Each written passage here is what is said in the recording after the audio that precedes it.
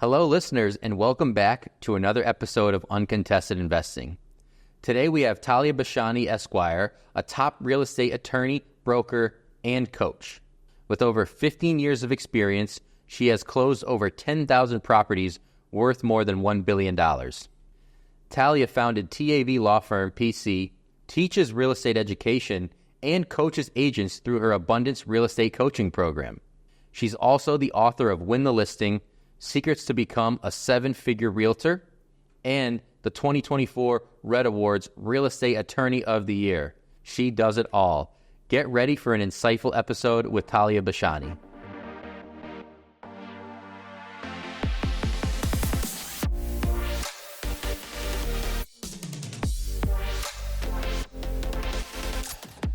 Taliya, thank you so much for taking time out of your busy schedule to join us on Uncontested Investing.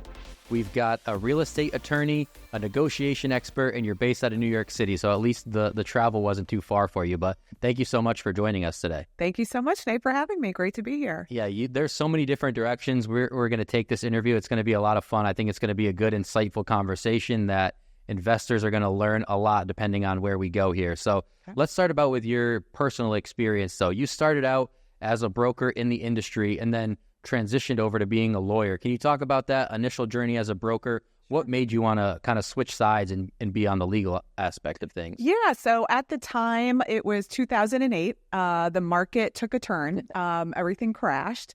And I had to be very creative and innovative with how I was going to make money. Mm-hmm. So as a licensed attorney, I was able to get my broker license. And since there were so many turnovers as far as properties and people losing their investments, it was really a good time to tackle the market and to get listings in order to sell. So I used my broker license. I grabbed my brother, who was a photographer, and I said, come on, Dan, we're going to hit the streets. We're going to, get these listings and really attack the real estate market from a sales perspective, because whenever there is a plummet or whenever you hit rock bottom, there's always opportunities for investors to make money. Mm-hmm. So I really thought that was the best angle for me at the time in order to be creative and to make some money. So that's where I started for the first 5 years or so. And then I also was working as a solo real estate attorney, so solo practitioner out of my Wall Street studio apartment and pounding the pavement, trying to meet with, different real estate offices and build my network as a whole, introducing myself to developers, sales managers, whatever I could in order to build the practice. So brokering was really the one that was going to give me quick money. Yeah. But overall, long-term wise, I really wanted to build a law firm. So that's really how I was wearing both hats, so to speak, until I built the law practice. That's very cool. And that two things there. One, anytime somebody starts the story with, so back in 2008, it's going to be a good one. Right. And it's a good lesson for investors, too, because we're always talking about the short-term aspect of being able to get cash pretty quickly in this industry. Yeah. But you also have that long-term goal of generational wealth, passive income, giving your kids and grandchildren something that they can take care of, they can manage, have some ownership. So I think that encapsulates a good, two sides of the story there. I like that. Next, we're going to move on to you being a negotiation expert. Mm-hmm. The closing number is staggering, over 10,000. So congratulations on that. Very impressive, first of all. Thank you. But what does it mean to you to be a negotiation expert? Because there's a lot of cutthroat aspects to this industry as well. There's a lot of numbers, bottom lines. So somebody that can, bring an arsenal to the table and be very versatile in those conversations is definitely an asset. What does a negotiation expert mean to you? So first and foremost, it's preparation and research. So you can't just go into a negotiation cold. You have to do your research and you have to put yourself in the other person's shoes. So you really have to know what are they looking for and what's going to satisfy their needs. And that is how you position your argument. So if you know your bottom line and you know where you stand, but you know how to fulfill the other party's requirements, then you can find a happy medium. So I always go into every negotiation first, doing my research, my preparation, finding out the history of maybe that particular person or the deal, and then planning my attack, so to speak. So the important thing to note is you have to break down their personal, guard, because everybody's going to be guarded. So if you maintain a direction where you can find commonality and you always repeat what it is that's important to them, to let them know that you have heard what they said. So maybe they're like, well, my client, the most important thing to them is timing and price. So I say, okay, so from what I'm understanding, your seller is most concerned about, his price point and how quickly he's going to be able to sell. Is that correct? Yeah.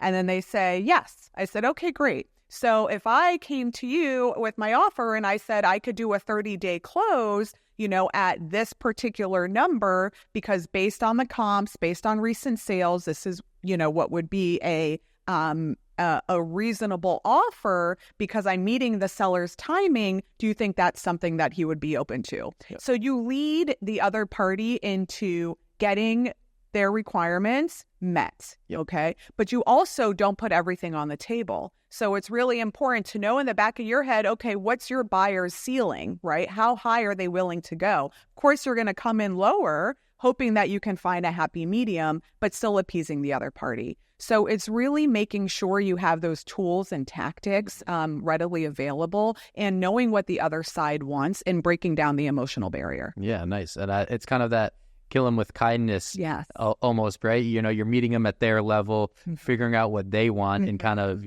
using that to help you get to the finish line quicker. Right. You're not coming in adversarial. Yep. You're not coming in, ready, with like guns blazing. Yeah. You're coming in from, hey, I really want to make this deal happen. I know your client wants to sell, my client wants to buy, let's see what we can do to get a meeting of the minds. So you're proactive in your approach. Yeah. No, that's a great point. And I think switching specifically to like the legal side, like directly into the legal aspect of it, there's got to be a few mistakes that crop up a lot that you might see newer investors, younger investors continuously make. Are there any common ones that come to mind? Are those easily avoidable? Yeah. So a lot of mistakes that I would say I see investors make is a couple things. One, you never want to take title in your name personally because you never want to expose yourself to personal liability. So, first and foremost, you always want to form a corporate entity, an LLC or corporation to hold the property. Next, you don't want to put all of your properties under one legal entity. So I have clients that, maybe they have one LLC and they have, $6 million properties under that one LLC. Don't do that. Create a single LLC for each property's investment, because if you do face a lawsuit or any type of, legal proceeding, you want to make sure that the maximum exposure of liability is limited to that one asset or that one property. So that's first and foremost. Another layer there too is the contract at the end of the process. And this is why I love having you on today, because a lot of the times we're talking about deals and strategies, but there is a whole legal side to this that an investor can really get overwhelmed by if they're not prepared. Right. So kind of just like the legal mistakes, when it comes to the contract, what are the red flags? Where should they be putting those little yellow stickers? I know that's usually designated for the signature, but where should they be really looking and focusing their attention when they're just getting started? Sure. So the three top areas in every legal contract that I would highlight or negotiate is the inspection contingency provision, the mortgage contingency provision, and title clearance. Because depending on what type of properties the investor is purchasing, let's say it's bank owned already. So it's a foreclosure, the bank already took title, and now it's a bank owned property. Those banks do not have a lot of wiggle room, and there's a lot of fine print in those contracts. They're like, here you go, sign it, okay? You're taking it on with all the violations, any open permits, any, unfinished business that was done at the property.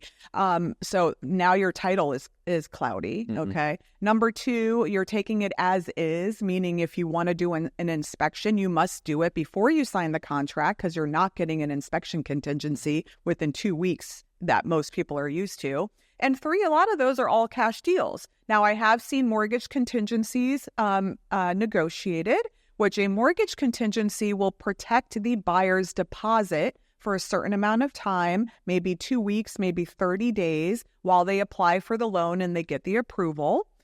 If they cannot secure financing, they have a right to cancel and get back their deposit. That will, cover them. But then there's some banks that say, hey, this is all cash only, come with cash or we're not taking the deal. So that's, one aspect. So I would always negotiate, and I love thresholds. So I always say, look, you can say, all right, I'm willing to purchase this property as is. I'm not going to request any repairs or credits, provided the amount of repairs do not exceed a certain dollar amount. So maybe you're comfortable covering the first $25,000 of repairs, maybe the roof, maybe the systems, whatever it may be. But if it exceeds $25K and it's like structural in nature, or, there's, some components that really make this property a lemon, then you have a right to cancel. Okay. So thresholds are great. And a lot of sellers like thresholds because they know it's a firm deal and they know the buyer is not going to nickel and dime them. So that's one. Yeah. Number 2, you want to make sure if you're taking a rental producing property, meaning there's tenants already in that property, that there's no arrears, those tenants have been vetted, they're not squatters, and that you see the cash flow or the rent rolls, of that particular seller. You don't want to go in there blind and say, oh, this is an income producing property. There's 6 tenants in this property. Great. Well, are they paid up to date? How much is the security deposit? Has that security deposit already been used towards other things? And are these quality tenants, or are you going to be left basically holding the bag and not getting, so just making sure you have thorough investigation of the property and negotiating those items, title, mortgage, inspection, and any tenant producing properties, those contingencies are negotiated into the contract before closing. And that's why you hire a good lawyer. Exactly right. That was great. No, I appreciate it because there's just some things that investors, they may never think about it until they hear it for the first time. So sure. That's a really cool answer. And we're off to a great start. We got a little bit of a teaser. This is going to be the first ever time we do this on Uncontested Investing. We're going to come back with the deal breaker, deal maker first instead of the money making minute. So stay tuned. Taliya, thank you so much for joining us. Thank you so much, Nate. REI Inc. is the premier monthly publication for real estate investors. Dive into a wealth of expert insights and knowledge from industry leaders and gain valuable regional market insights, ensuring you always have the best information right at your fingertips. Visit reiinc.com to elevate your real estate investment game today. And we're back with Taliya Bashani. Taliya, thank you so much for joining us. Real estate attorney and negotiation expert in New York City. So you are one of the people that are most qualified to answer this next segment. We've got deal breaker, deal maker. What I want to do on this occasion, though, is switch it up a little bit from our normal format and just kind of give you the floor and talk about your philosophy, because we spend a lot of time trying to avoid what can cause a deal to break down and focus on what can cause a deal to get across the finish line.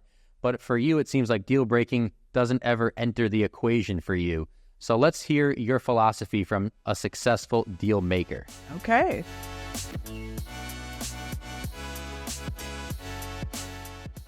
Okay, so from a deal maker standpoint, not a deal breaker, the most important thing to me is being able to find solutions and problem solving. So you always have to think outside of the box. No deal is ever cookie cutter. So of course, there's going to be issues that arise and, come about throughout the deal. One, it's about foreseeing those issues and being proactive before they hit the head.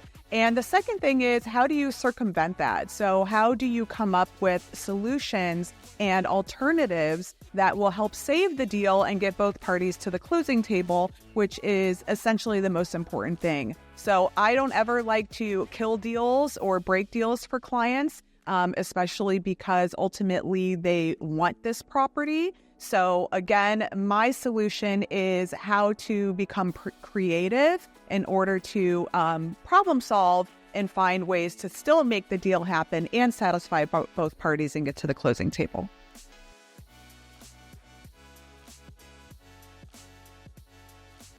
Two things you mentioned there that I really want to key in on are the alternatives and the creative solutions that you mentioned. Yeah. Another layer of this before we move on to your coaching and mentoring is the deal structure. What are some ways that they could structure a deal that a beginner investor may not be thinking of? Sure. So it's really important, especially if it's going to be multiple investors that are pooling their money together and purchasing property, to obtain partnership agreements and enter into all the details that will govern the partnership from a multi-investor standpoint. So when structuring deals, some people think, oh, we're just going to go in 50-50. It doesn't always happen like that. So I have some clients that maybe it's 2, maybe it's 3 partners going in, but every partner brings something different to the table, right? So one partner might be the money partner and he comes with the funds. Another partner might be more of the property manager or the contractor. The other partner might be the paperwork partner, where they're going to stay on top of like the taxes and the bills and collecting the rent and things like that. So when entering into partnership agreements and investor contracts, it's important to structure it as per percentage of ownership, responsibilities and duties, as well as any buyout terms. Because what if one partner stops doing their share of the work or stops paying their portion of the carrying costs? How do you protect the other partners in the deal? Is there a buyout? He has to get off of the deed now. Or if it's an LLC, then we have to do an amendment to the operating agreement. So all of these type of details are really important to iron out in advance, because there's so many times that partners just go into an investment together, pool their money in, and then it just blows up somehow. Nothing is ever smooth sailing. Yeah. It could be 2 years down the line, 5 years down the line, 10 years down the line, whatever it is. So those partnership agreements are really essential for protecting every partner's interests. I told investors they were going to learn a lot today, and you are delivering. Thank you so much. We're going to switch gears a little bit, because you're also a coach and an educator in this space. And I'm wondering how that came about for you, because you're somebody that's super busy, but you also have a lot to share. You have a lot of knowledge. So when was that decision made by you of like, I want to take this one step further and be able to coach and even, mentor people that are trying to get into this? Yeah, so I've been in the business now 16 years. And over the course of the last 10 years, I have been teaching CE classes, which is continuing education. I'm licensed by New York State as a, instructor. And so the whole purpose of teaching these courses to agents was to get them their CE credits, but also to give them education and value. And in return, they would refer me their deals, in New York. So that's really the basis of how it came about. And then 2 years ago, I decided I wanted to take it a step further, especially with online digital media, social media, everything being online now, and casting a wider net. Because now I'm teaching New York agents, which is great. But with my coaching program and my courses and all of the content that I have prepared over the last 10 years, I can now spread it over nationwide and, reach all of these agents across the country with my educational material. And it truly is my passion. At the end of the day, it gives me such great reward helping other agents succeed, scale their business, maximize their commission, giving them negotiation tools and tactics, especially considering New York is an attorney state where agents lean and, rely on the attorney to carry the deal from contract through closing. Every other state, a majority of the other states, are title states. So it's only the agent and the title company that are moving the deal from start to finish. And they don't really have, attorneys unless their clients decide that they want to pay for one and hire their own attorney. So it's even more effective for those agents nationwide. And that's just what people should be looking for, right? Somebody that's passionate about it, somebody that loves it, somebody's doing it for the sake of helping someone. I think when it comes from such a pure inspiration or motivation, the content can only be that much better. And I mean, just speaking to you for the first 15, 20 minutes of this interview, I can tell that that's something that you care about. Do you ever give yourself a moment to like reflect on all the people that you've helped, or do you kind of just get too busy and, it's on to the next? Because I mean, when you talk about breaking it nationwide, not only is New York City one of the most populated cities of all time, but once you branch out nationwide, I mean, it's got to feel pretty gratifying knowing that you're making an impact across the country at this point. Yeah, I have agents that reach out to me, online all the time. A lot of women, especially, because I'm very relatable, and I love giving back to, the women agents out there. But when they reach out to me and they're like, oh, you're such an inspiration and I love your story and thank you so much for, all the value that you give, that really warms my heart. And that just, to me, it's not about the money at the end of the day. It's really about how I can affect and improve, lives of, so many people in order to allow them to become better agents, more successful, and make more money for themselves. Yeah. And that's a perfect segue into the Win the Listing course that you have, which is really centered on maximizing their commissions.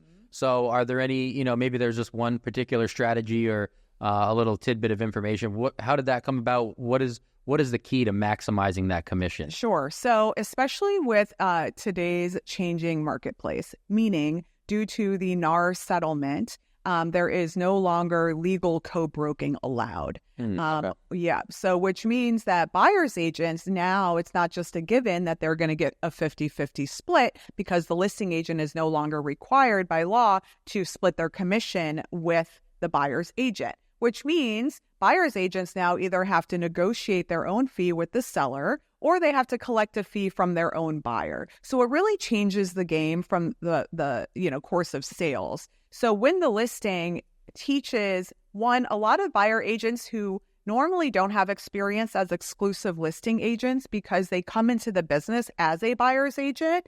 It allows them to shift their focus on how to represent more sellers, go after listings, and win more exclusive listings, because they're going to guarantee themselves a greater commission and be able to scale their business the more sellers and exclusives that they can attract and list.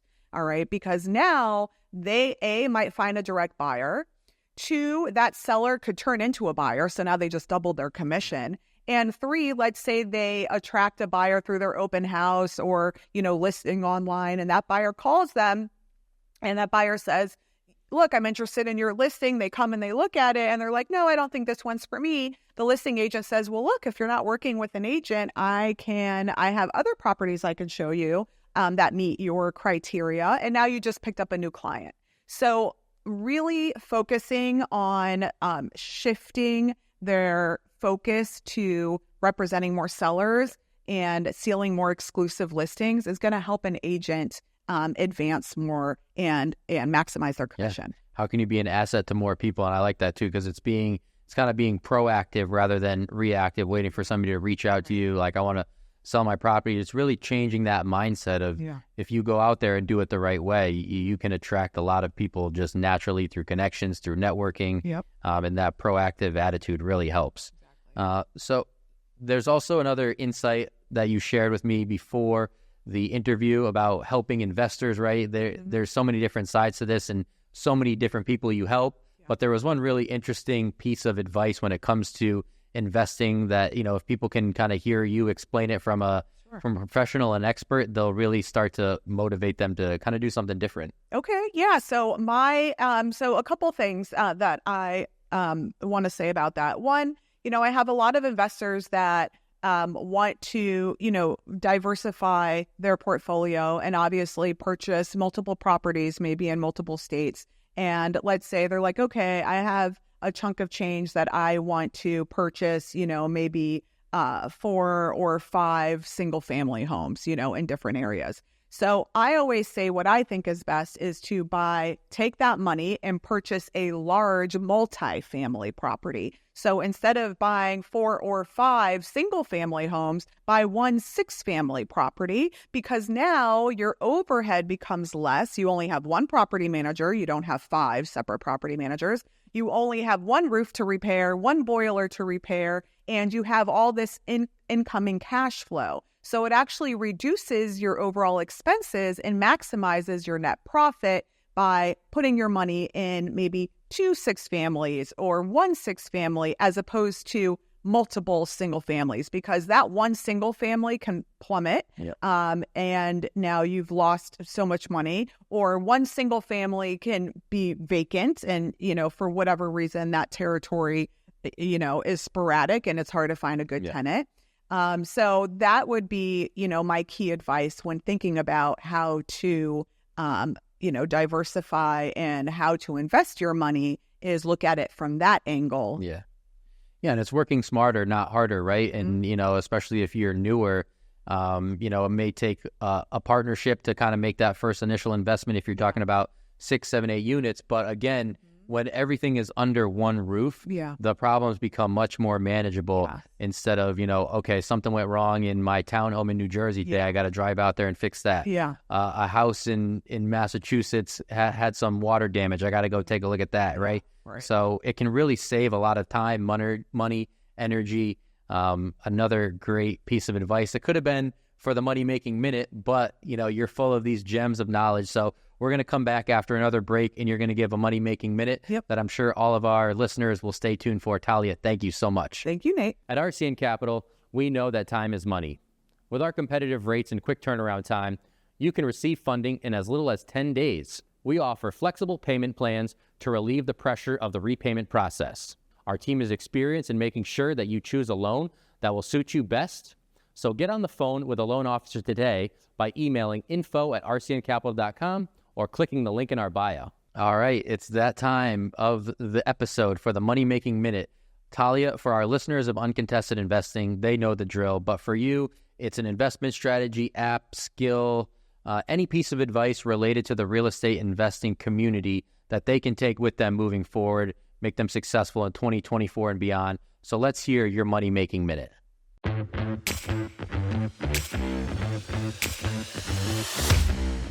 Okay, so my advice for the Money Making Minute is 1031 exchanges. 1031 exchanges will absolutely maximize your investment, allow your money to go farther. It is tax deferment, it is not tax exemption, but it allows you to roll in the net sale proceeds into multiple investments, up to 3, and defer your capital gains tax. So by utilizing this option, you can maximize the total dollar amount and the full net proceeds into multiple investments, and you can do it infinitely over time, as many times as you want. And the beauty of it is when you do finally cash out, let's say it's 10 or 20 years later, more than likely your tax bracket is going to be lower, because if you're investing a lot in your 30s and your 40s, and then you're going to cash out of your investments in your 60s, your tax bracket comes down and you actually pay less capital gains tax to Uncle Sam, and you can let your dollar go farther. All right, Talia, I think we're officially at this point of the episode where I can say the next guest has a tough act to follow. You've been given a bunch of really practical, useful advice that I think our listeners are going to benefit from. I do want to change gears a little bit, because that's only half the battle for you. When you talk about coaching and a mindset, how important is that mindset aspect of investing for you? And what are some of the tenets of your coaching that you preach? Yeah, so a winning mindset is everything, because it's all about what you put out is what you get back. So projecting positivity and optimism really helps, agents succeed and any everyday professional succeed. So it's important to me that when you approach, whether, especially as an entrepreneur, or an investor, when you approach any type of project or a new endeavor, that you always approach it with a winning mindset, because the laws of attraction are very important and very real. So if you put out negativity in the universe is going to dish it back. But if you consistently, have those daily affirmations, write down your goals. Goal setting is so important, and you really project what you want your future to look like, then you can create that for yourself through the winning mindset.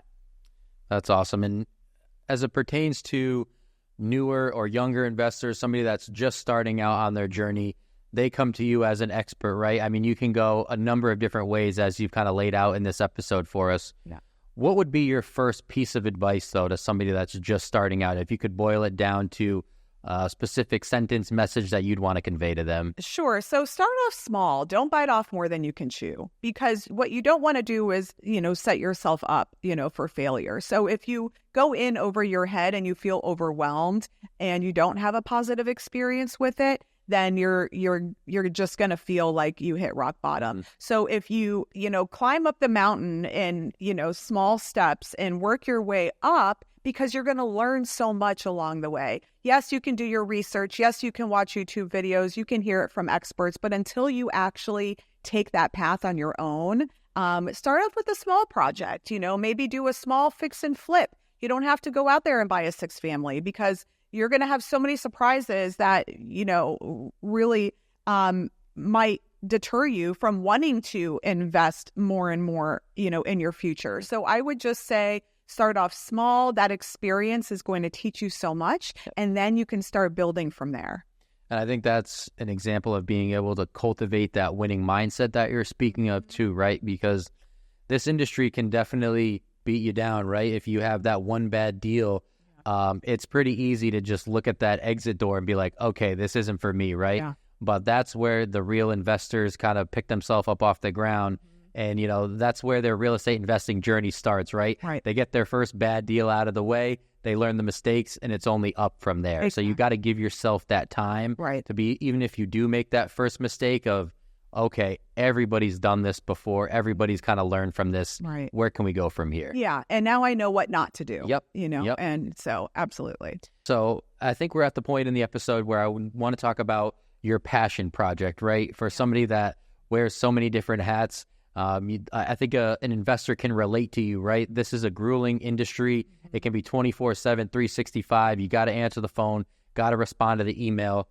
What's something that you do that can kind of refresh your batteries and makes Taliya Bashani the real estate attorney and negotiation expert that you are? Thank you. So for me, it's, my passion project is volunteer work. I love to volunteer for kids and nonprofit, especially orphanages. I like to go and spend my time and play with these kids who, have been abandoned and really don't have somebody who, they can look up to or take care of them. I do this segment. It's actually through Kabbalah for Kids is what it's called. And we go into inner city schools, and it's like a 1-hour elective segment. And we go and we teach, these children that they can, truly be whatever they want to be. They can set their goals high. They don't have to walk in the same path as, their parents. They don't have to, or, whatever their upbringing was or whatever card they were dealt, that they can really achieve whatever they want. And again, strategizing and being, just having the positive energy and positive influence. They don't have to turn to drugs. They don't have to turn to, crime or violence, that there's really a way out. So teaching them those practical skills and giving them that hope and optimism for the future. That's where is my passion project. Yeah, that's powerful. I feel like that's a perfect fit for you. And again, being able to reach them at the earliest age possible and letting them know there is another path. So that's a very cool program. And I don't know if it's nationwide, if it's just local to New York City for you, but I can see that being a powerful initiative across the country if they do implement it that way. Yeah, me too. Now the floor is yours. We've spent the entire episode, you're giving people advice. Let them know how they can find you. I'm sure just based off your first answer alone, there's people like, she could help my business. She could help me, be a better realtor, whatever the case may be. So how can people find you? How can they reach you? What outlets do you offer in that regard? Sure. So my one hub is tali360.com. So TALI360.com. And you can have access to my digital business card, as well as my YouTube channel, my social media, my videos. Everything is on that hub. You can also check out my course, winthelistingnow.com, and my coaching program, abundancerealestatecoaching.com. Want more episodes like the one you just watched?